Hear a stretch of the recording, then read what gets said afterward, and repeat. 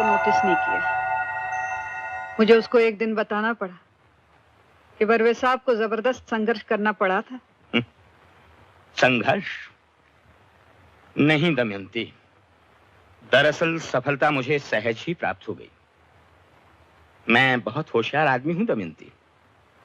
Please Barve, ऐसी बातें मत करो। असल में इतना सत्य मैं कभी बोलता नहीं हूं, बराबर ध्यान रखता हूं। 20 बरस से शिखर पर जमा हुआ हूं तो सिर्फ होशियारी के ही दम पर, वरना ऐसे कौन से अमूल्य अनुभव की अभिव्यक्ति करता हूं अपने साहित्य में। क्यों, कल्पना भी एक अनुभव है?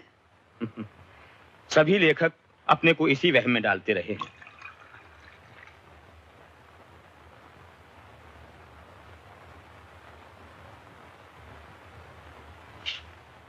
हर नए ट्रेंड को पहले से भांप लेना, दूसरों से पहले उसे इस्तेमाल कर लेना, जीवन की जटिलता के बारे में मुश्किल शब्दों में बोल बोल कर अचानक उसे एकदम आसान, एकदम उदात्त बनाकर छोड़ देना, ये मेरी ट्रिक्स हैं। लोग अचंभा करते हैं। कुछ साल और ठहरो दमयंती, देखोगी कि मेरे शब्दों को छूने भर से उनके भीतर भरा भूसा फहरा कर गिर पड़ेगा। भूसा, यही मेरी कमाई है। ये सब मुझे क्यों बता रहे हो? क्योंकि मेरी इस साजिश में तुम भी शामिल हो दमयंती।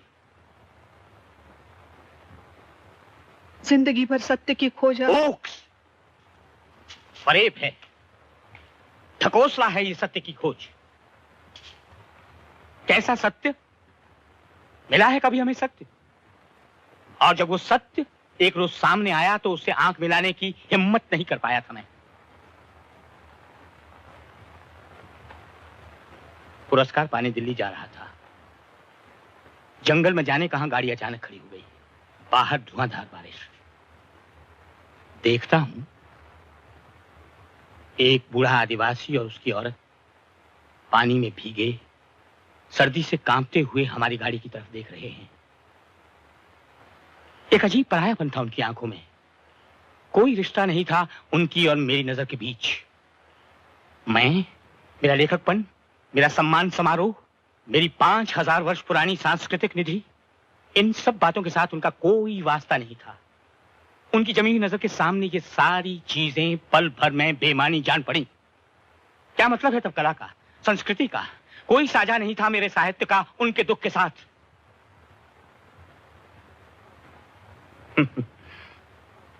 लग रहा है मेलोड्रामा कर रहा हूं। सच कह रहा हूं। लिखने के पहले आवेग में हम बहुत कुछ लिख जाते हैं, उसे मशहूरी मिल जाती है, फिर उसी पूंजी का ब्याज जिंदगी भर खाते रहते हैं। जो नया लिखते हैं वो पुराने की आवृत्ति भर होता है। होशियारी से कर लेते हैं, इसलिए मौलिकता का भ्रम बना रहता है। मेरे शब्द शब्द नहीं हैं दमयंती, सिर्फ शब्द की केंचुल हैं।